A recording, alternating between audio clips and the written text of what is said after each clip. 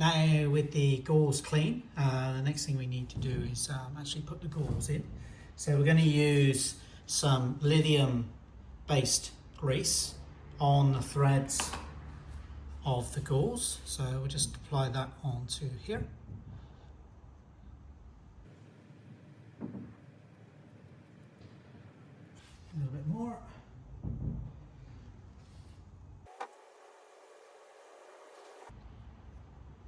Okay, and then that can slide into the hole there, and the tightening torque for this, because this is plastic, is not very high. This is 10 Newton meters. So I'll just screw that one in hand tight.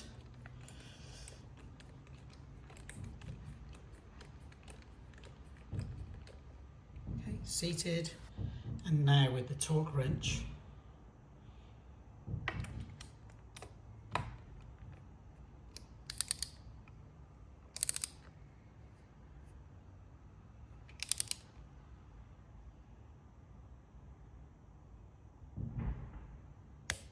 there we go, done. Now with the gauze in, we put the plug back in with a new washer, and the washer goes with the cut side towards the crankcase, so the beveled or the angled side towards the edge, outside edge of the plug. This is the 14mm hex, and we put that in. The tightening torque for this is 38 Newton meters. So we'll get that one torqued up.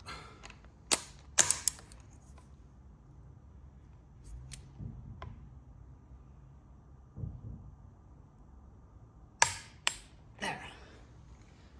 That's that one done. Next one we need to do is the sump plug. Okay, for this sump plug, we want to make sure it's fully clean underneath there.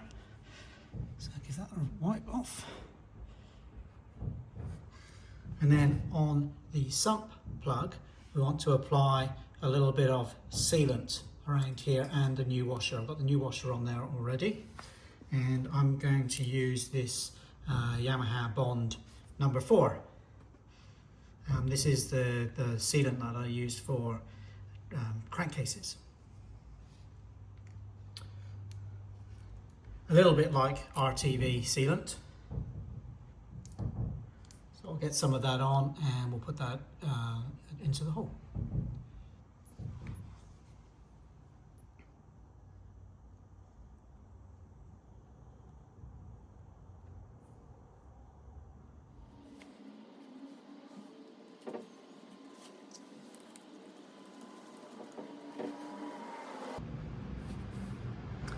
Once that's fitted, we have to torque that one up to 18 Newton meters.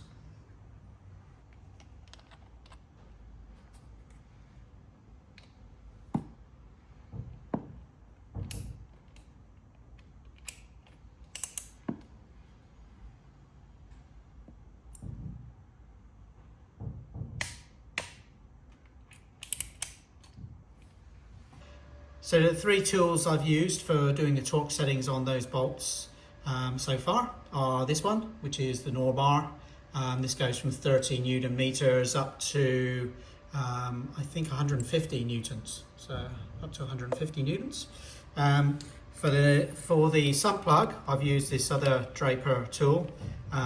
This one goes from 10 Newton meters up. Doesn't go quite as high as 150.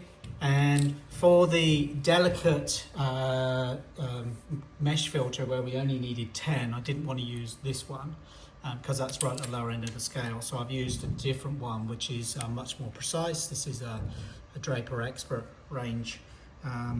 Goes down as far as 7.5 Newton meters. So the 10 is not right at the end of its tolerances. So those are the 3 tools I've used there. The next thing we're going to do is get the new oil filter and screw that on. So we'll just quickly talk about the oils and oil filter we put before we put that on. The first thing is the oils. There's a few options. You can go with the Shell as recommended by the manufacturer. I've used Motul, so that's my preference. There are three options you could choose here. There's the 5100, which I don't have here. That's a semi-synthetic. Or you've got a choice of two fully synthetics, which is the 7100 or the 300V. 300V is much more expensive than the 7100. 7100 more expensive than the 5100. How I made the choice here is the 5100 I would probably have to change annually. The 7100 being a fully synthetic, I think will probably last 2 years much better. So that seems like a good choice.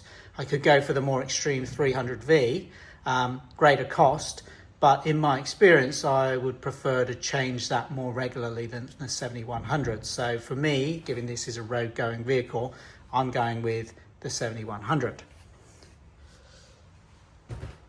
As for oil filter, you can go with the genuine Ducati filter. There are a number of other filters on the market as well. High Flow is another model. Personally, I prefer the K&N filter. And the reason for that is simply because they come with a 17mm nut welded to the top, which for me, that makes it so much more simple to put this on and torque it to the correct torque settings, rather than the Ducati one, which doesn't have anything, and I need a special tool to go and fit that and torque it correctly. Additionally, with this one, this actually has a hole pre-drilled for lock wire.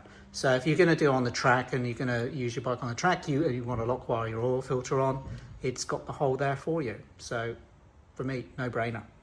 So to fit this new filter, you can see it's all fully sealed. I've got to pull this plastic wrap off.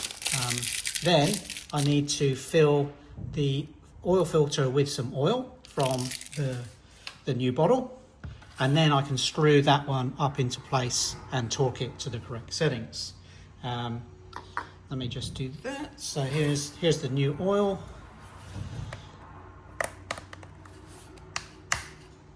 Oh, it's red. There's going to be a seal under here just so that it's all new. Pull the seal out.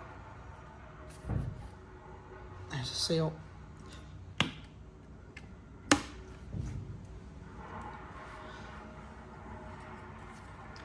And I get my filter and I pour some of this oil into the filter.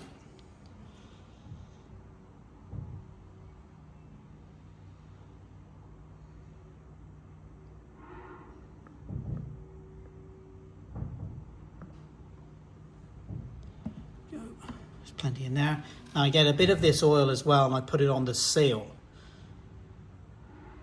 because I don't want the seal to grab on the aluminium case and tear.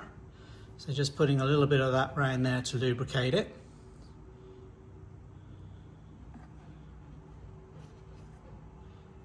Make sure that's all nice and lubricated.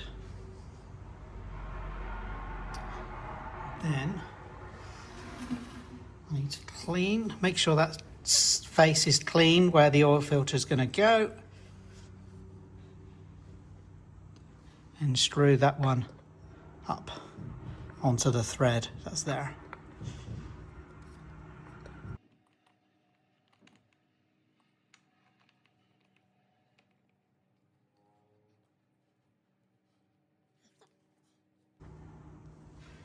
Now, if you've got the Ducati filter, you're going to have to get the special filter tool. But because we've got K&N filter, we can use a 17mm socket.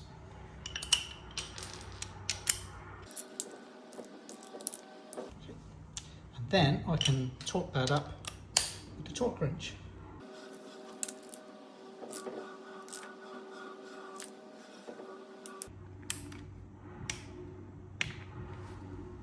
And that's it.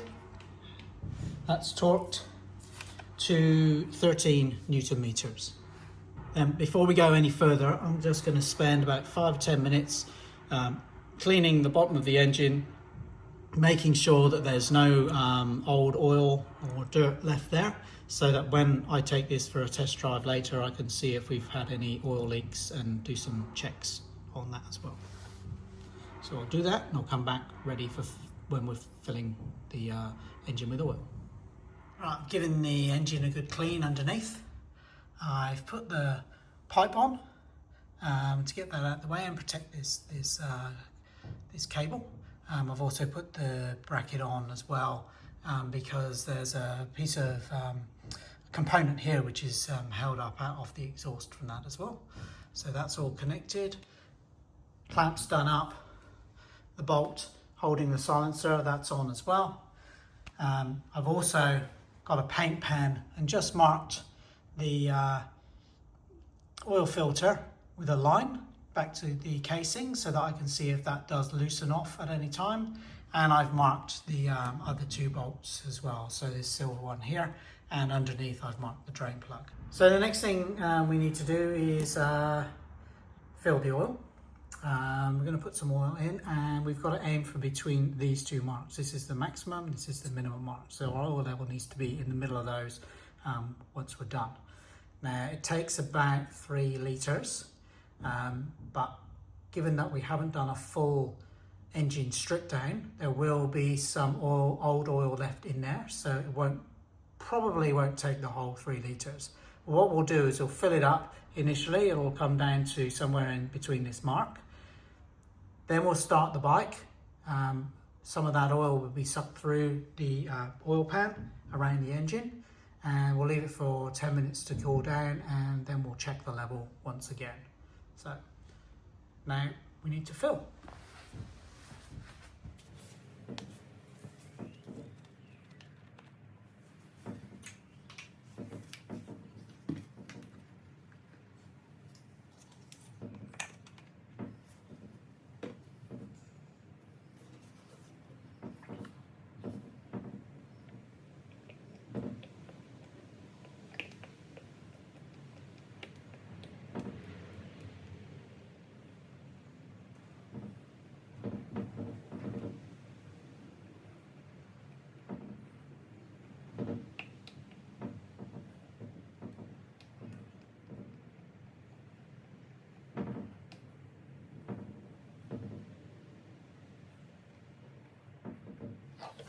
I can see some of the oil has almost reached that level. We need a little bit more in just to get it up to that maximum.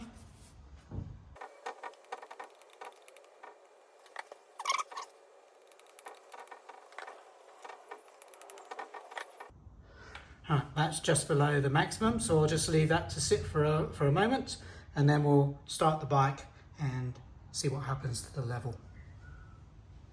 Okay, so now we're going to start the bike, and we're going to watch this oil level drop as the engine sucks all of the oil out of the sump and up around the engine. So let's do that.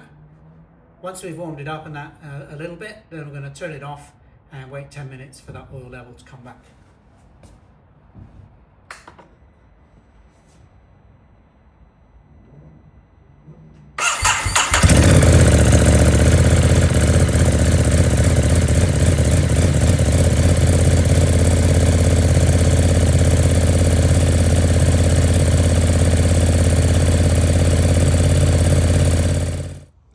So now that the engine has cooled down, you can see that the oil level has dropped because that oil is now all the way around the engine, not in the sump. So we now need to add a little bit more oil to bring that up to the right level. So I'll just do that.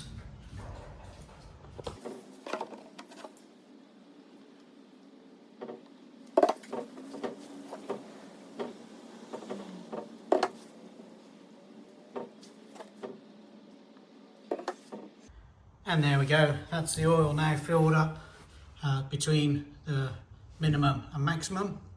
All I need to do now is put the oil cap back in place and put the belly pan on, and we're done.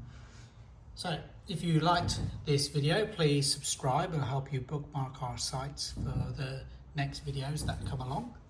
And I'll add some links onto the video to show where the exhaust removal is, so if you're interested in that as well.